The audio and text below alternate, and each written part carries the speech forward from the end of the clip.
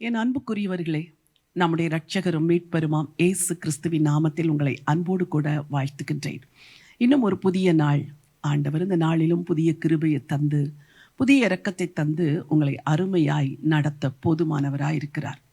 வாழ்க்கை பயணத்திலே நமக்கு இன்பம், துன்பம், கஷ்டம், சந்தோஷம், மனவேதனை, மனமகிழ்ச்சி, இதை போன்ற பல சூழ்நிலைகளின் வழியாய் நீங்கள் கடந்து செல்வது வழக்கம். அப்படிப்பட்ட நேரங்களிலெல்லாம் சந்தோஷப்படும் போது பலர் உங்களோடு கூட இருப்பார்கள்.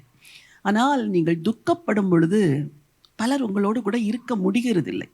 இருக்க நினைத்தாலும் இருக்க முடிகிறதில்லை. அப்படிப்பட்ட நேரங்களிலெல்லாம் நீங்கள் தனிமையை உணர்கிறீர்கள். ஐயோ, இப்படிப்பட்ட நேரத்தில் நான் யாரிடத்தில் சென்று என் மனதை சொல்லுவேன்? என் பாரங்களை நான் யாரிடத்தில் சொல்லுவேன்? நான் யாரிடத்தில் சொன்னால் என் பிரச்சனைகள் தீரும் என்று மனதிலேயே குழம்பி குழம்பி குமுறி குமுறி நீங்கள் அழுத நாட்கள் எல்லாம் உண்டு. இப்படிப்பட்ட சூழ்நிலையில் பெண்ணொருத்தி இருந்தாள். அவள் வாழ்க்கையில் யாருமே அவளுக்கு உதவி செய்ய முடியாத ஒரு நிலைமை. அவளை சுற்றிலும் மக்கள் இருந்தார்கள். ஆனால் எவராலும் அவளுடைய சூழ்நிலைமையில் அவளுக்கு உதவி செய்ய முடியவில்லை. அந்த பெண்ணுக்கு பெயர் நாயினொரு விதவை என்று வேதம் சொல்லுகிறது.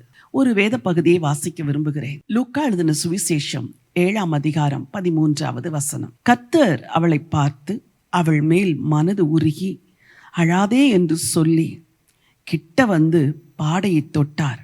அதை சுமந்தவர்கள் நின்றார்கள். அப்பொழுது அவர், வாலிபனே எழுந்திரு என்று உனக்கு சொல்லுகிறேன் என்றார். இந்த வார்த்தை பல செய்திகளை சொல்லுகிறது. கர்த்தர் அவளை பார்க்கிறார். ஆண்டவருடைய கண்கள் அவளை பார்க்கிறது. அவள் மேல் மனது உருகினார் என்று வேதம் சொல்லுகிறது. ஆண்டவருடைய இருதயம் அவளுக்காக உருகுகிறது. கிட்ட வந்தார். அவருடைய கால்கள் அவளுக்காக விரைந்து அவள் அருகே வருகிறது. பாடையை தொடுகிறார். அவருடைய கரங்கள் அவளுக்கு என்ன பிரச்சனையோ அந்த பிரச்சனையை தொடுகிறது. கிட்ட வந்து அழாதே என்று சொல்லி பாடையை தொட்டு வாலிபனை பார்த்து சொல்லுகிறார், வாலிபனே எழுந்திரு என்று உனக்கு சொல்லுகிறேன் என்று சொல்லுகிறார். எனக்கு அன்பானவர்களே, ஒரு உயிருள்ள ஆண்டவராய் அவர் இருக்கிறபடினால் அவளை பார்க்கிறார், மனது உருகுகிறார், அவளிடத்தில் பேசுகிறார், அருகே வருகிறார், பாடையை தொடுகிறார். மரித்து போய் கிடக்கிற அவளுடைய மகனுக்கு வார்த்தைகளை சொல்லுகிறார். அங்கே ஒரு அற்புதம் நடக்கிறது. அவள் கண்ணீர் துடைக்கப்படுகிறது. இந்த காலை வேளையில என் பிரச்சனைகளை அறிந்து கொள்ள எவரும் இல்லை, என்னை புரிந்து கொள்ள எவரும் இல்லை, எனக்கு உதவி செய்ய யாரும் இல்லை என்று கண்ணீரோடு இருக்கிறீர்களா? உங்களுக்காக மனது உருகுகிற ஒரு ஆண்டவர் இருக்கிறார். அந்த பெண்ணுக்கு அவர் சொன்ன ஒரே ஒரு வார்த்தை, அழாதே. அந்த வாலிபனுக்கு அவர் சொன்ன வார்த்தை, வாலிபனே எழுந்திரு. ஆண்டவர் ஒரு வார்த்தை சொன்னால் போதும், உங்கள் சூழ்நிலைமைகள் எல்லாம் மாறும். இந்த காலை வேளையில உங்களை பார்த்தும் சொல்லுகிறார், அழாதே மகளே, அழாதே மகனே. உங்களை பார்த்தும் சொல்லுகிறார், நீ எழுந்திரு. இந்த துக்கத்தில், இந்த நம்பிக்கை இல்லாத நிலைமையில், இந்த மரித்து போன நிலைமையில் நீ கிடக்க வேண்டிய அவசியம் இல்லை.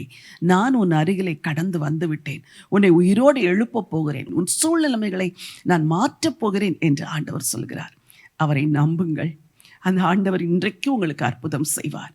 உங்களுக்காய் ஜெபிக்க விரும்புகிறேன். ஜீவனுள்ள தேவனே, அன்பின் ஆண்டவரே, நான் இன்னும் ஒரு விதவையை பார்த்து அழாதே என்று சொல்லி மனது உருகி பாடையை தொட்டு மரித்து போன அவளுடைய மகனை உயிரோடு எழும்ப வைத்த அதே அற்புதத்தின் தேவன், இன்றும் உம்முடைய பிள்ளைகளை பார்த்து அழாதே என்று சொல்லுகிற உம்முடைய வார்த்தைக்காய் நன்றி. யாரெல்லாம் வெளிப்படையாய் அழுகிறார்களோ, அந்தரங்கத்தில் அழுகிறார்களோ, அழுகிறதற்கு இடம் தேடி தங்கள் முகத்தை கைகளினால் மூடிக்கொண்டு அழுது கொண்டிருக்கிற அந்த பிள்ளைகளுக்கு கூட ஆண்டவர் மனம் இறங்கும்படி ஜெபிக்கிறேன். அப்பா, அற்புதங்களின் தேவன், அற்புதத்தை செய்யுங்கப்பா. உம்மால் செய்யக்கூடாத காரியம் எதுவும் இல்லை இந்த பூமியில. ஒரு அற்புதம் நடக்கட்டும்.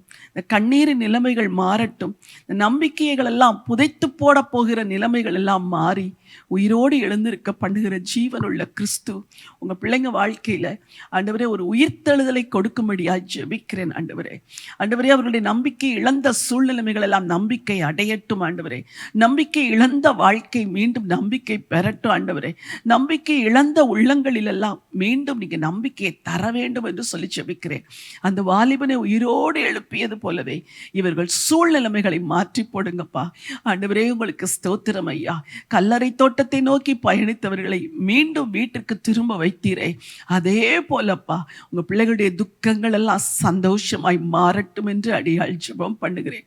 முகங்களில் வழிகிற கண்ணீரை துடைத்து உங்க பிள்ளைகளை ஆற்றி தேற்றுங்கப்பா. இவர்களுக்கு இன்றைக்கு ஒரு அற்புதம் நடக்கிறதற்காய் ஸ்தோத்திரம். மரித்து போன சூழ்நிலைமைகள் எல்லாம் திரும்ப உயிரோடு எழுப்பப்படுகிறதற்காய் நன்றி ஆண்டவரே. அழுது கொண்டிருந்தவர்கள் எல்லாம் ஆனந்த களிப்போடு உம்மை துதிக்கும்படி தேவன் கிரியை செய்ய போகிறதற்காய் ஸ்தோத்திரம். மனதார வாழ்த்தி ஜனங்களை ஆசீர்வதித்து ஜெபிக்கிறேனப்பா. கிருபை கூட இருக்கட்டும். ராஜா இயேசுவின் நாமத்தில் பிதாவே, ஆமென். பிரியமானவர்களே, அழாதே என்று சொல்லி அருகில் வந்து பாடையை தொட்டவர் இன்றைக்கு உங்கள் சூழ்நிலைமைகளை தொட்டு இருக்கிறார். உங்கள் சூழ்நிலைமை நிச்சயமாய் மாறும். ஆண்டவரை நம்பிக்கையோடு ஸ்தோத்திரம் செய்யுங்கள். சீக்கிரத்தில் மாற்றத்தை காண்பீர்கள். இந்த நம்பிக்கையோடு இந்த நாளை துவங்குங்கள். இந்த நாள் ஒரு வெற்றியின் நாள். God bless you.